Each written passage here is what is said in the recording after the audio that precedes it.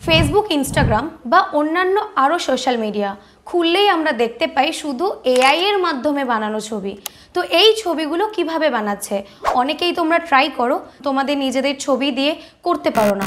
কিভাবে করবে আজকে আমি সেটা দেখাবো। আগে থেকেই তোমাদের জন্য কিছু সুন্দর সুন্দর প্রম্পট রেডি করে রেখেছি, যেটার সাহায্যে আজ আমরা ছবি বানাবো। আমি ফার্স্ট একটা প্রম্পট সিলেক্ট করে নিচ্ছি। কপি করার পরে আমি চলে যাব জেমিনিতে গিয়ে আমি ফার্স্ট এই প্রম্পটটা পেস্ট করছি। পেস্ট করার পরে অ্যাটাচ ফাইলে গিয়ে আমি 3টে ছবি অ্যাড করছি। তোমরা চাইলে একটা করতে পারো, দুটো করতে পারো বা 3টেরও বেশি করতে পারো।